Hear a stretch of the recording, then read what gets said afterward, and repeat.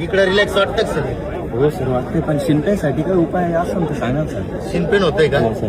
बरं ठीक आहे, तुला एक स्ट्रेचिंग सांगतो, तेवढी फक्त रोज करायची, याचा फायदा होईल का? चालेल सर. तसं झोप काय करायचं, हा पाय ना इथं घ्यायचा, हा पाय इकडं प्रेस करायचा, हा पंजा जास्तीत जास्त दाबायचा, हा गुडघा वरती उचलायचा नॉर्मल.